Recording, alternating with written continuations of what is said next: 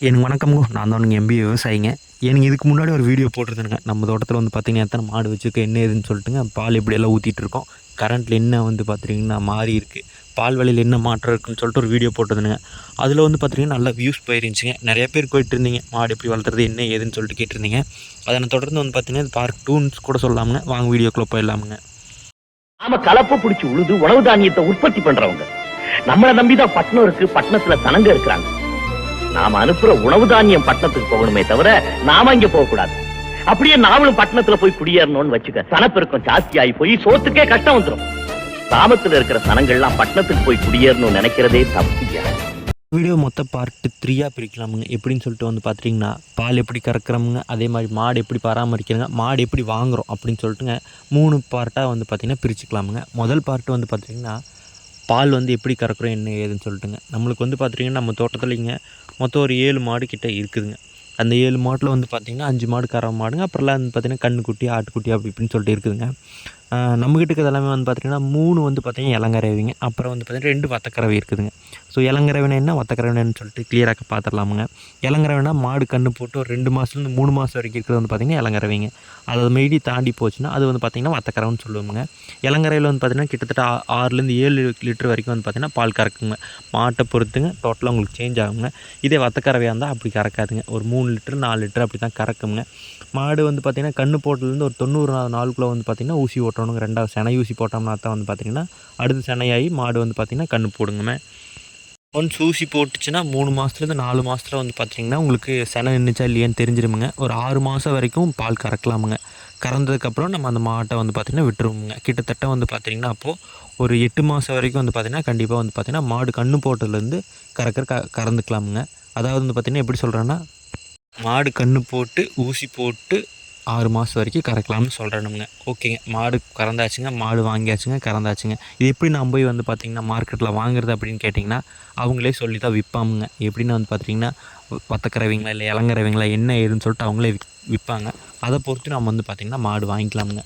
மாடு வாங்குறதில் பொறுத்து வந்து பார்த்திங்கன்னா மொத்தம் 21 சீர் இருக்குதுங்க. சீர் மீன்ஸ் என்னென்னு சொல்லுவாங்கன்னா, பால் சீரு, கால் சீரு அது இதுன்னு சொல்லிட்டு மொத்தம் 21 சீர் சொல்லுவாங்க. அதை பொறுத்து வாங்குவாங்க. அது இல்லாட்டி சுழி சுத்தமாக இருக்கான்னு சொல்லிட்டு பார்த்து வாங்குவாங்க. நம்மளுக்கு தெரிஞ்சதுன்னா சுழி சுத்தம் பார்த்து வாங்கலாமுங்க. அப்படி இல்லாட்டி நம்மளுக்கு தெரியல அப்படின்னா யாராவது தரகர் கூட்டிகிட்டு போனோம்னா அவங்க கிளியர் கட்டாக சொல்லுவாங்க என்ன ஏதுன்னு சொல்லிட்டு எப்படின்னு சொல்லிட்டு எல்லாமே அவங்களே சொல்லிடுவாங்க. இருந்தாலும் வந்து பார்த்திங்கன்னா நம்மளுக்கு கொஞ்சம் தெரிஞ்சால் கொஞ்சம் பெட்டராக இருக்குங்க. ஏன்னா நம்மளுக்கு இன்னும் அடுத்து கன்று போடும்போது நம்மளுக்கு என்ன ஏதுன்னு தெரியாமல் போகுங்க. எல்லாம் தெரிஞ்சுக்கிறதானுங்க, கொஞ்சம் கொஞ்சம் தெரிஞ்சுக்கலாமுங்க.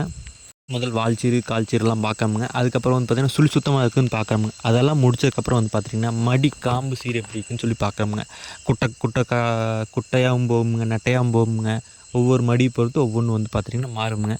அதுக்கப்புறம் வந்து பார்த்திங்கன்னா பல்லு பிடிச்சி பார்ப்போன்னு சொல்லுவாங்க. பல்லு வந்து பார்த்திங்கன்னா 2 பல் இருக்குங்க, 4 வலுக்கு இடையேறிம்பாங்க, 3 வலுக்கு இடையேறிம்பாங்க, 5 வலுக்கு இடையேறிம்பாங்க.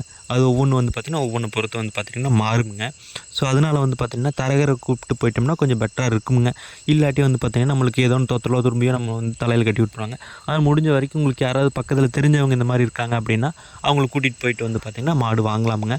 நிறைய பேர் இந்த ஆன்லைனில் அந்த மாடு நல்லாயிருக்கு, இந்த மாடு நல்லாயிருக்கு, அது வாங்கி போடுங்க, இது வாங்கி போடுங்க, அது போட்டால் நல்லா கறக்கும், இது போட்டால் நல்லா கறக்கும் அப்படிங்கிற மாதிரி எல்லாம் நிறைய பேர் சொல்லுவாங்க. அந்த மாதிரிலாம் எதுவும் இல்லைங்க. நீங்கள் எந்த அளவுக்கு வந்து பார்த்திங்கன்னா மாட்டை பராமரிக்கிறீங்களோ அந்த அளவுக்கு வந்து பார்த்திங்கன்னா உங்களுக்கு வந்து பார்த்திங்கன்னா பால் நல்லா கறக்குங்க. சரி, பால் கறந்தாச்சுங்க. எப்படி வந்து பார்த்திங்கன்னா மாட்டை பராமரிக்கலாம் அப்படின்னு சொல்லிட்டு கேட்குறீங்க.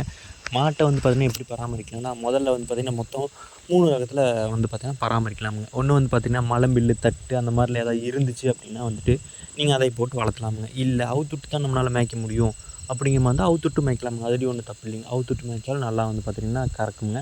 அது இல்லை, அதெல்லாம் என்னால் பண்ண முடியாது, என்கிட்ட அந்த அளவுக்கெல்லாம் ஃபெசிலிட்டிஸ் எதுவும் இல்லை அப்படின்னு சொல்லும்போது நம்ம மலம்பில் இல்லாட்டி வந்து பார்த்திங்கன்னா தட்டு அதெல்லாம் வந்து பார்த்திங்கன்னா வாங்கி போட்டு வளர்த்தலாமுங்க.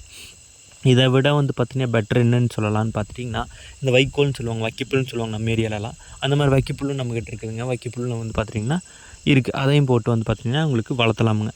அது போட்டு வளர்த்துனாலும் நல்லா வந்து பார்த்திங்கன்னா ஈல்டு தருமுங்க. அதுக்கப்புறம் வந்து பார்த்திங்கன்னா காலையில் எந்திரிச்சோன்னே வந்து பார்த்திங்கன்னா மாட்டை பொறுத்த வரைக்கும் பருத்தி கொட்டைங்க, புண்ணாக்குங்க, அதே மாதிரி வந்து பார்த்துட்டிங்கன்னா மாவு, ஒரு சில மாவெல்லாம் இருக்குங்க. அந்த மாதிரி மாவெல்லாம் போடலாமுங்க காலையில் தண்ணி குடிக்கிறதுக்கு முன்னாடிங்க. வெறுந்தண்ணி காட்டினா அதில் எந்த ஒரு சத்தும் இருக்காதுங்க. அதே மாதிரி வந்து பார்த்திங்கன்னா பால் பேட்டும் வராதுங்க. பாலை பொறுத்த வரைக்கும் வந்து பார்த்திங்கன்னா பேட்டை பொறுத்து தான் காசுங்க. எந்த அளவுக்கு பேட் கிடைக்குதோ அந்த அளவுக்கு வந்து பார்த்திங்கன்னா உங்களுக்கு காசு நல்லா வருங்க. எப்படின்னு வந்து பார்த்திங்கன்னா டிகிரி கணக்குன்னு சொல்லுவாங்க, இல்லை பேட் கணக்குன்னு சொல்லுவாங்க. ஒரு சில இடத்துல ஒரு சில மாதிரி சொல்லுவாங்க. நம்ம எந்த அளவுக்கு கொடுக்குறோமோ அந்த அளவுக்கு வந்து பார்த்திங்கன்னா பேட் அதிகமாக ஆகுங்க. மாட்டை பராமரிக்கிறது ரொம்ப முக்கியமுங்க. கொஞ்சம் சோர்ந்து நின்றால் என்ன ஏதுன்னு பார்க்கணுங்க. காது ரொம்ப ஜில்லுன்னு இருக்குங்க. காது ஜில்லுன்னு இருந்தால் காய்ச்சல் நிறுத்துமுங்க. அதே மாதிரி வந்து பார்த்திங்கன்னா படுத்துட்டு எந்திரிக்கலாம் கால்சியம் வந்து பார்த்திங்கன்னா கம்மியாக இருக்குன்னு அர்த்தமுங்க. கால்சியம் போடுற மாதிரி இருக்குங்க. மாடு கன்று போட்டு எந்திரிக்காதுங்க ஒரு சில டைமு. அப்பவும் வந்து பார்த்திங்கன்னா உங்களுக்கு வந்து பார்த்திங்கன்னா கால்சியம் பத்தாமல் இருக்குங்க. அதனால் மாடு எந்திரிக்காமல் போகுங்க. மாடு வந்து பார்த்திங்கன்னா மல்லும்போது கலர் மாறி வந்து மல்லுமுங்க. அதுலேயும் வந்து பார்த்திங்கன்னா ஒரு சில ப்ராப்ளம் இருக்குங்க. மாடு வந்து பார்த்திங்கன்னா சாணி வந்து பார்த்திங்கன்னா தண்ணியாட்டு போடுமுங்க. அதுக்கு வந்து பார்த்திங்கன்னா உங்களுக்கு மாதுளம்பழ பிஞ்சை அரைச்சி குடிச்சிங்கன்னா உடனே நிற்குமுங்க. அந்த மாதிரி வந்து பார்த்திங்கன்னா உங்களுக்கு தெரிஞ்ச வைத்தியத்தை உங்களுக்கு தெரிஞ்சவங்ககிட்ட வந்து பார்த்திங்கன்னா கேட்டு தெரிஞ்சுக்குங்க. அந்த மாதிரி கேட்டு தெரிஞ்சுக்கிட்டிங்கன்னா உங்களுக்கு வந்து பார்த்திங்கன்னா பெரிய அளவில் பண்ணும்போது லாஸஸ் வந்து பார்த்திங்கன்னா கொஞ்சம் கம்மியாக இருக்குங்க.